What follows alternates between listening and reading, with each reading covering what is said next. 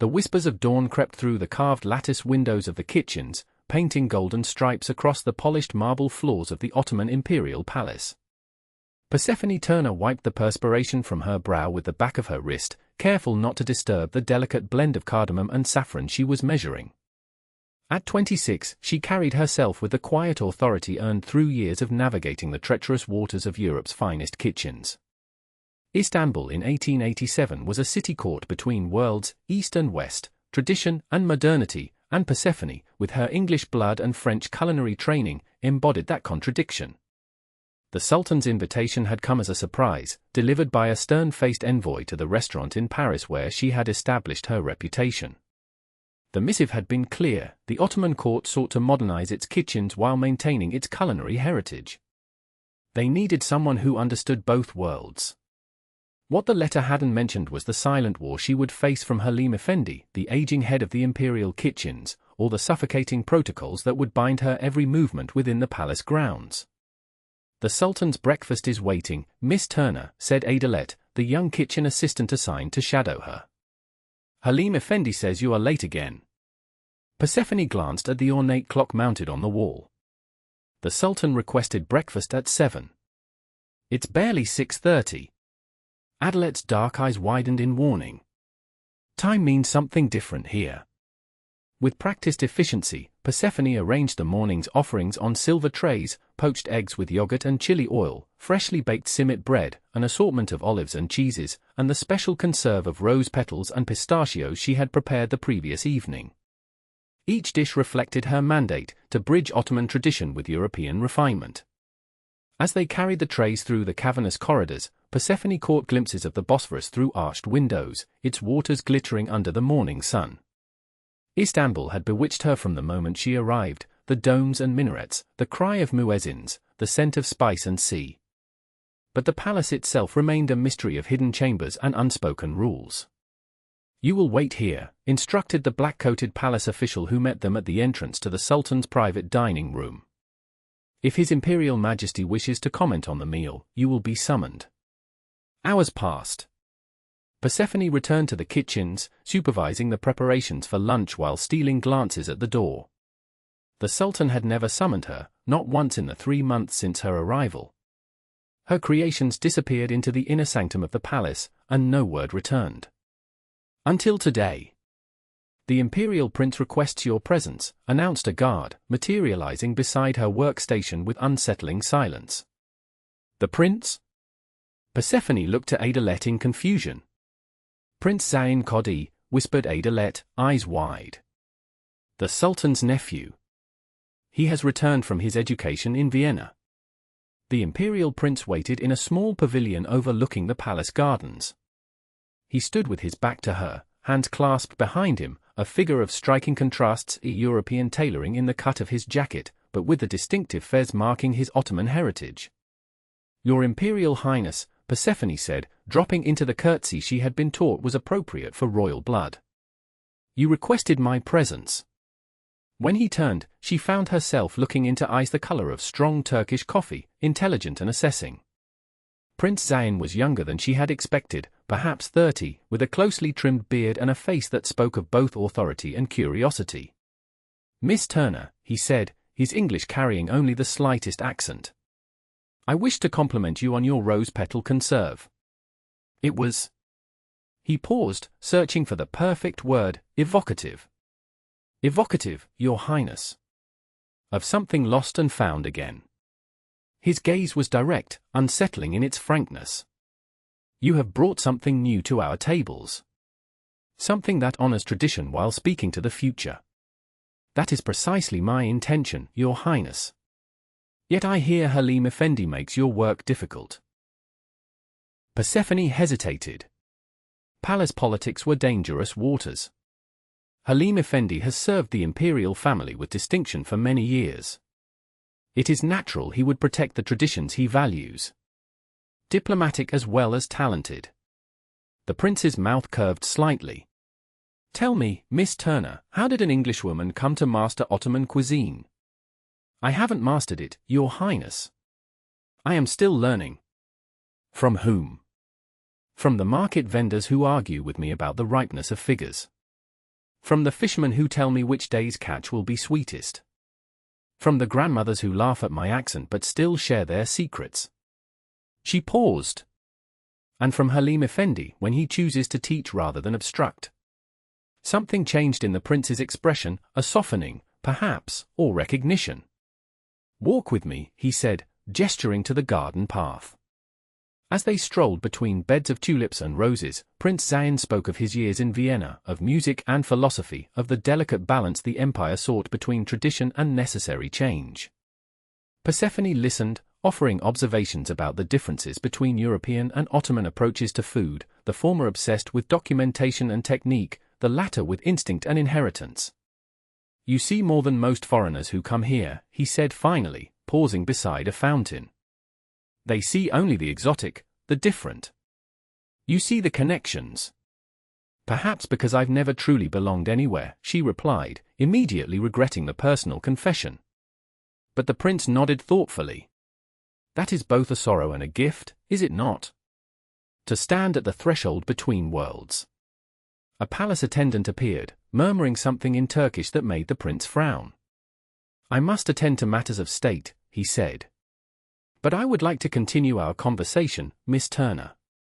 Perhaps you might prepare a special dinner, something that tells the story of your journey to our shores." "It would be my honor, Your Highness. 2 nights from now. For myself and a few advisors who share my interest in cultural exchange." As he turned to leave, Persephone called out, "What if Halim Effendi objects?" Prince Zain looked back, that slight curve touching his lips again. "Then we shall have to convince him that the future can honor the past without being imprisoned by it." Persephone returned to the kitchens in a daze, her mind racing with possibilities. A dinner for the prince, a chance to demonstrate her understanding of Ottoman cuisine through her unique perspective. "What did he want?" demanded Halim, his weathered face creased with suspicion. "The prince has requested a special dinner," she replied, meeting his gaze steadily. "For himself and guests." "I'd like your guidance, Effendi." The old man's eyes narrowed. "What kind of guidance?" "I want to honor our traditions while offering something new. I need someone who understands the history, the meaning behind the dishes." It was the right approach.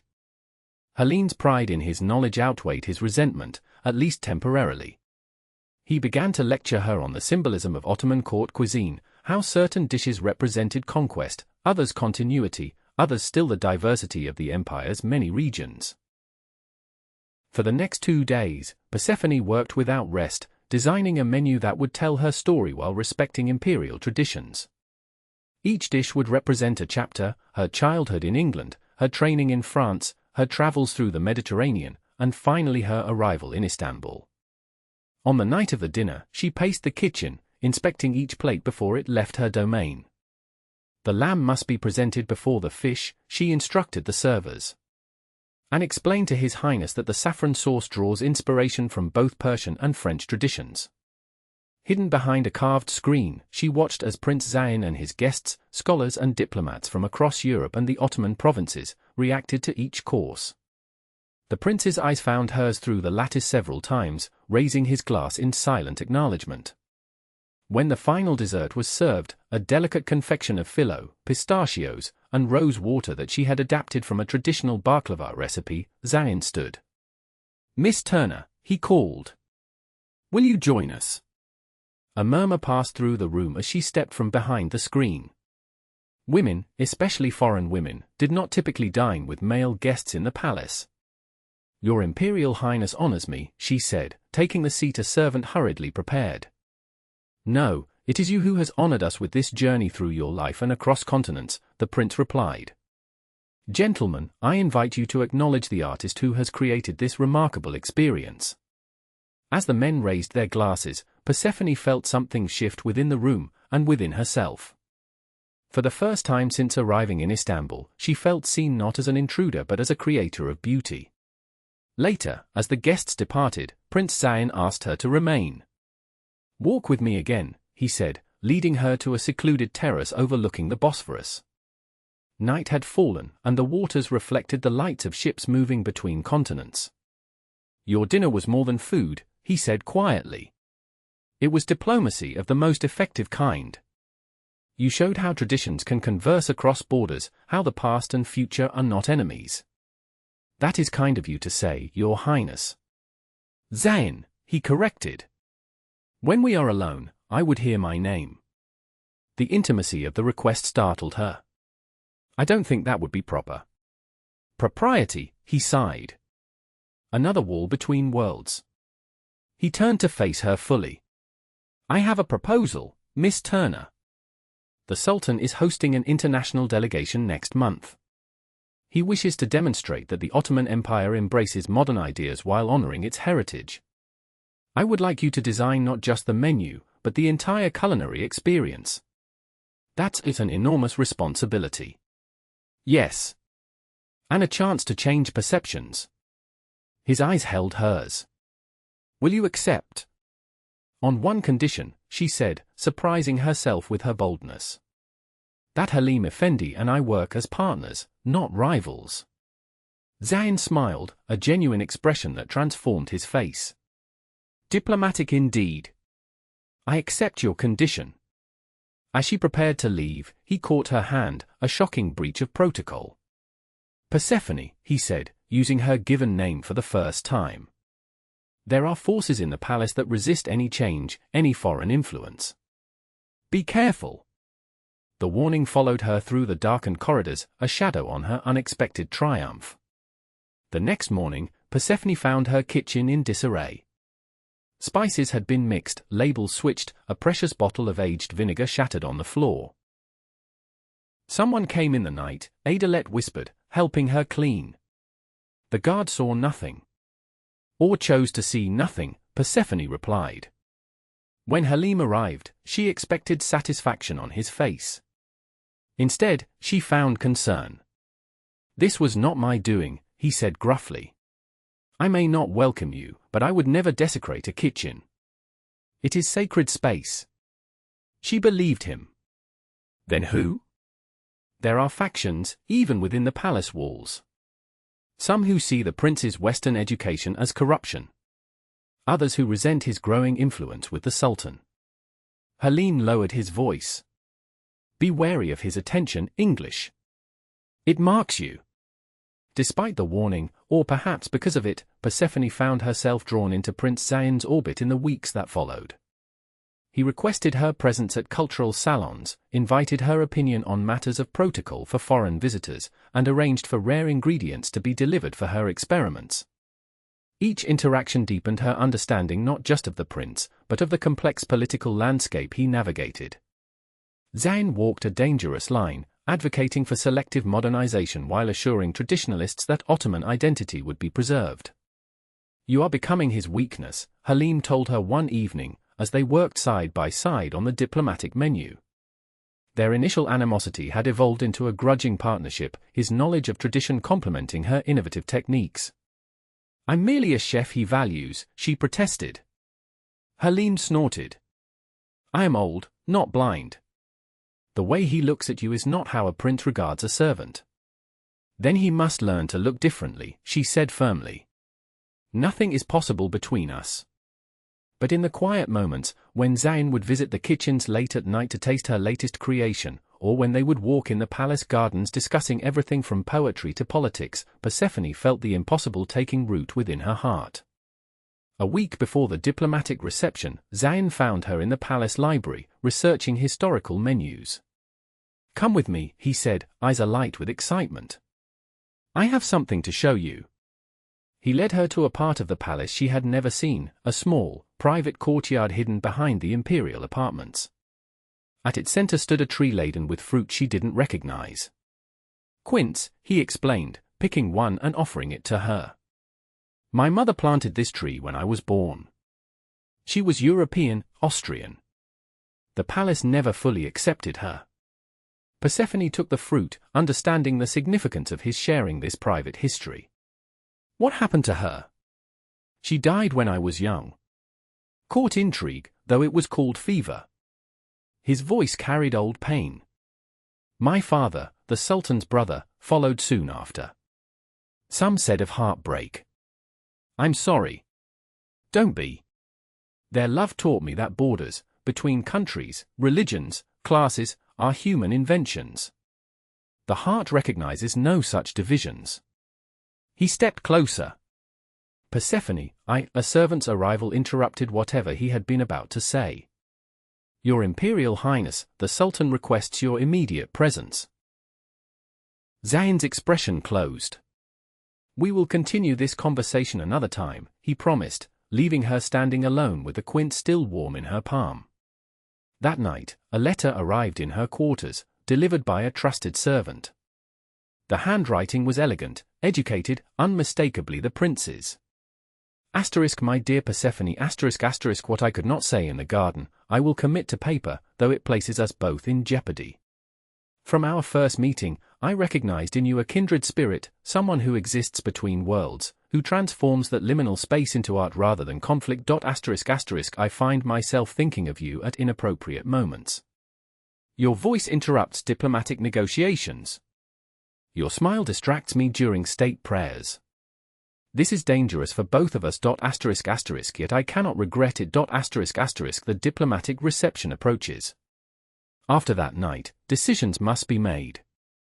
Paths chosen.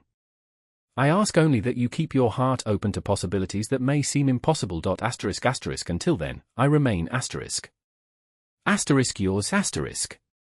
Z. Persephone read the letter 3 times before burning it in her small fireplace, watching the words curl and blacken, becoming secrets again. The night of the diplomatic reception arrived in a flurry of activity. Dignitaries from across Europe and Asia gathered in the Sultan's great reception hall, a dazzling display of power and refinement. Persephone supervised from the adjacent preparation room as course after course left her kitchens, each dish telling a story of Ottoman history while incorporating elements familiar to the foreign guests. It's working, Halim murmured, standing beside her as they watched through the partially open doors. They are talking to each other, not at each other. Food has that power, she replied. It reminds us of our common humanity.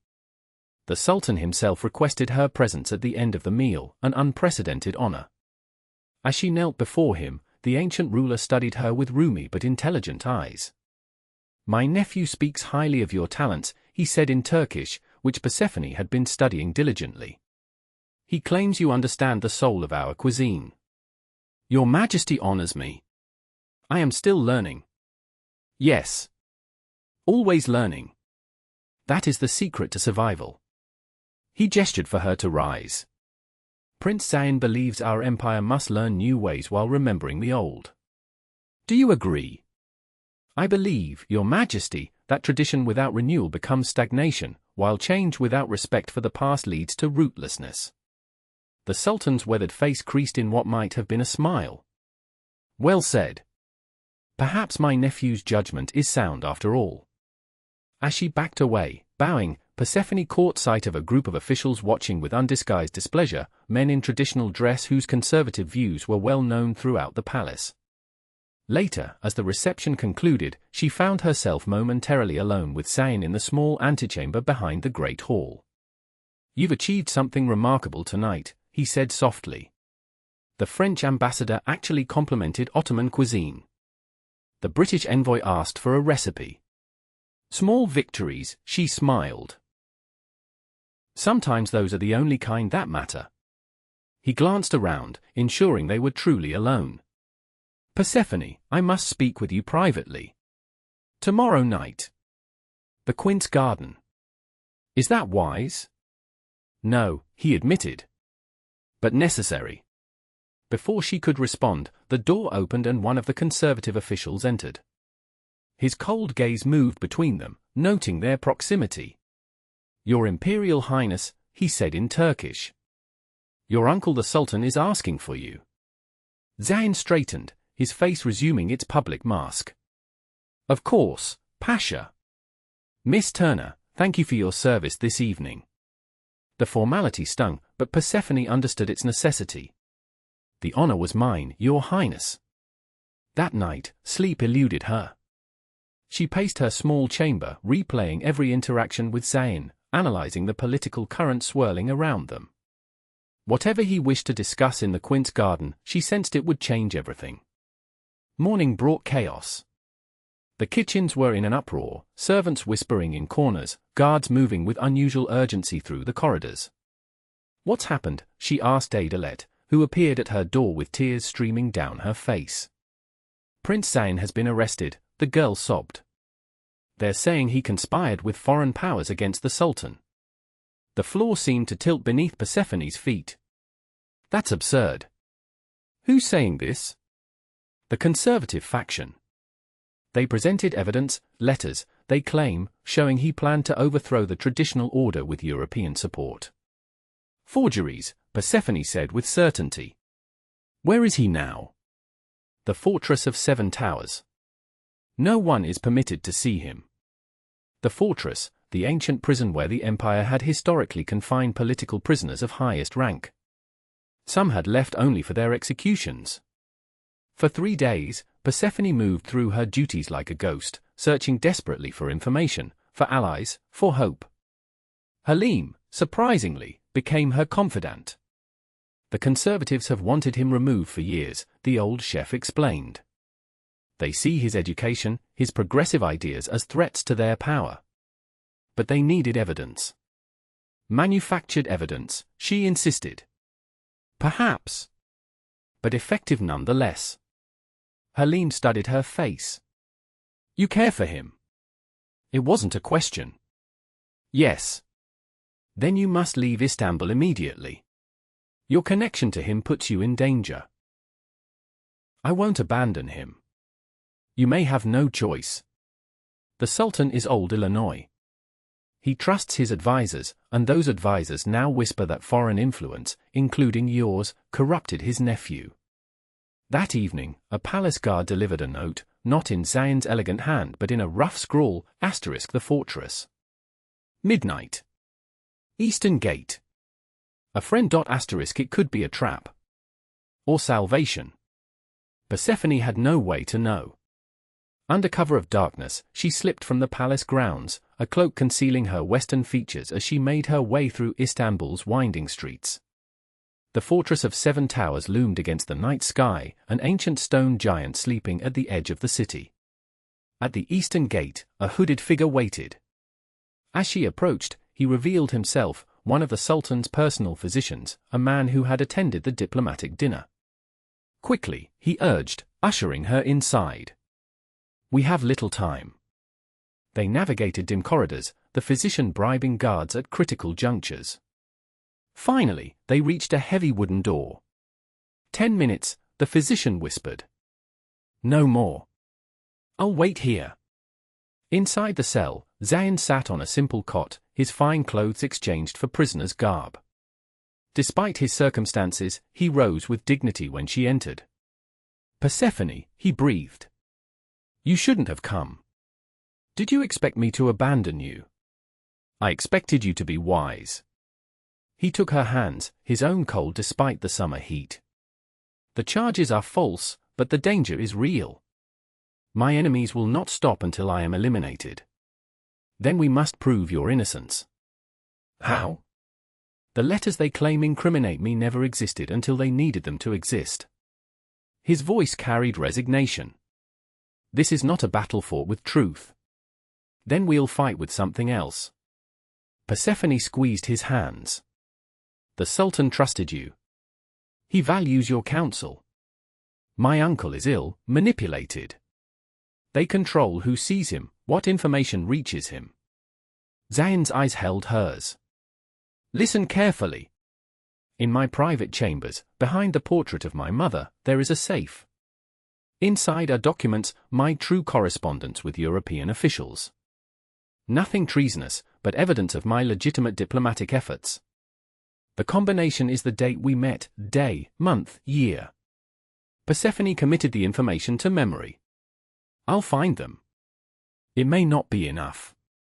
But it's something." He touched her face gently. "You've brought light to my life, Persephone Turner. Whatever happens, know that. Don't speak as if this is goodbye. My trial is tomorrow. A formality before sentencing." His smile was sad. "Some stories don't end as we wish. This one isn't over yet."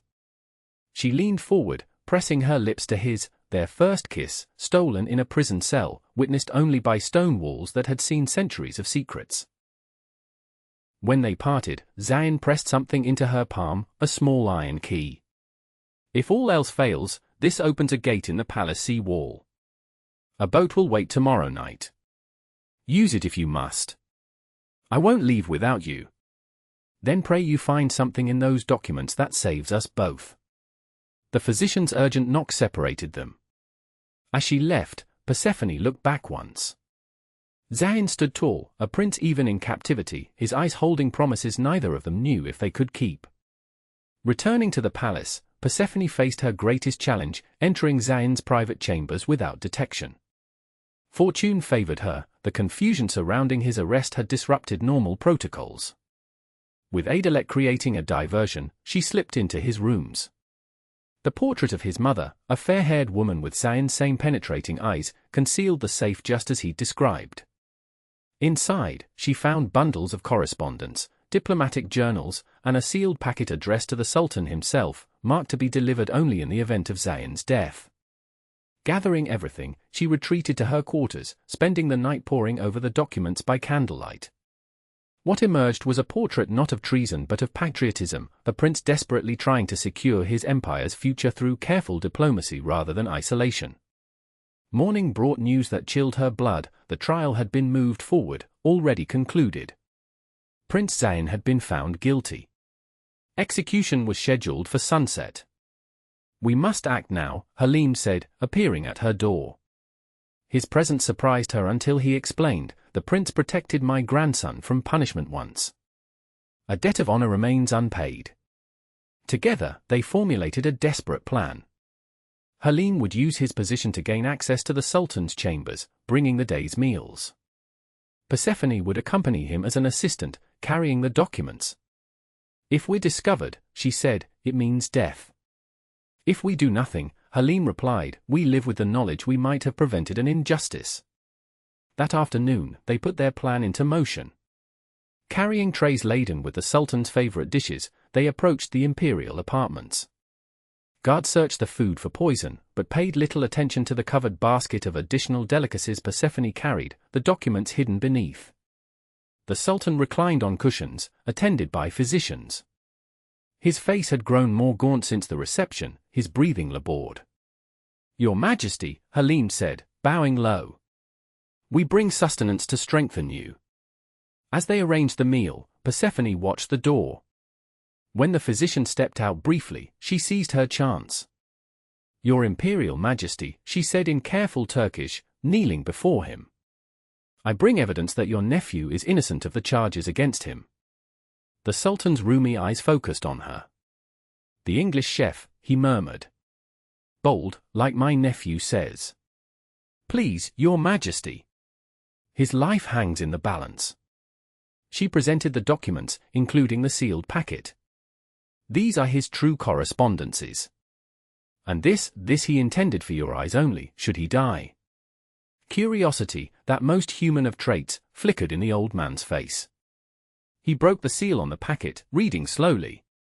As he progressed, his expression changed from skepticism to concern to anger. "Where did you get these?" he demanded. "From the prince's private safe. He entrusted the location to me." Why would he trust a foreign chef with such secrets? Persephone hesitated, then chose truth. "Because he loves me, your Majesty. As I love him." The Sultan studied her face. Love. A dangerous indulgence for princes. He looked down at the papers again. "These names, ministers in my own council, my nephew accuses them of corruption, of selling imperial secrets." "With evidence, your Majesty." "Dates, transactions, witnesses." The door opened. The physician returned, followed by one of the conservative officials who had orchestrated Zain's arrest. The official's eyes widened at the sight of the documents spread before the Sultan. "Arrest her," he shouted. "She brings foreign propaganda to poison His Majesty's mind." Guards moved forward, but the Sultan raised a thin hand. "Stop. I will hear the truth." He pointed a trembling finger at the official. beginning with why your name appears on this list of traitors. The confrontation that followed unfolded with the dramatic intensity of a Greek tragedy. Accusations flew, denials crumbled, and finally, faced with the weight of evidence, confessions emerged. A conspiracy not just against Prince Zain, but against the Sultan himself, designed to place a more conservative, malleable relative on the throne. "Bring my nephew to me," the Sultan commanded. Immediately. The hours that followed passed in a blur of activity. Zain was released from the fortress, certain ministers were arrested, and the palace hummed with whispers of upheaval. When Zain finally entered his uncle's chambers, he went first to the Sultan, kneeling in respect and gratitude. Only after receiving the imperial pardon did he turn to Persephone, standing quietly in the corner. "It seems I owe my life to a chef," he said, his voice steady but his eyes revealing the depth of his emotion. "To truth," she corrected. "I was merely its messenger." The Sultan observed their exchange with shrewd eyes. "Leave us," he instructed his attendants. When they were alone, just the three of them, he beckoned them closer. "My nephew tells me you understand Ottoman cuisine better than many born to it," he said to Persephone. "I have tried to learn with an open heart, Your Majesty. And an open heart is what you offer my nephew as well." The directness of the question startled her. "Yes, Your Majesty." The Sultan nodded slowly. "The empire faces changes whether we wish them or not. Perhaps it is fitting that my heir should embody that change." Zain looked up sharply. "Uncle." "I am old, Zain. This episode has shown me the precariousness of our position. I need a successor I can trust, who understands both our traditions and the modern world we must engage with." The Sultan's gaze moved between them. "But such a successor must have stability, continuity. A foreign wife would traditionally be impossible." "Your Majesty," Persephone began, her heart racing. "However," the Sultan continued, "a foreign wife who has embraced our ways, who has demonstrated loyalty to the empire at risk to herself, that is a different matter." He smiled faintly. "Besides, I have developed a taste for your fusion of cuisines. It would be a pity to lose that from our tables." Later that evening, in the privacy of the quince garden, Zain took Persephone's hands in his. The fruit hung heavy on the branches above them, ripening in the summer heat. "My uncle has named me his heir," he said, still sounding slightly dazed. "And given his blessing for us to marry." "Is that what you want?" she asked. "It's what I've dreamed of since the day you corrected my pronunciation of evocative." His smile was tender. "But the path will not be easy. There will be resistance, prejudice, danger. Nothing worthwhile comes without struggle." She touched his face. "Together, we can create something new, a bridge between worlds. Like your cuisine." "Exactly like that. Honoring tradition while embracing change." She smiled. "A recipe for the future." As twilight deepened around them, Zain reached up and plucked a quince from his mother's tree, placing it in Persephone's palm, a symbol of a harvest neither of them had dared to hope for. "My mother would have liked you," he said softly. She too believed love could transcend borders. She was right. Persephone curled her fingers around the fruit. "And so are we." In the years that followed, as Prince Zain eventually took the throne and the empire navigated the treacherous waters of a changing world, historians would note the unusual influence of the Empress Persephone, the foreign-born consort whose diplomatic skills rivaled her culinary ones. They would record how state dinners became famous throughout Europe and Asia, how the imperial kitchens became a training ground for both traditional Ottoman cuisine and innovative approaches that incorporated global techniques.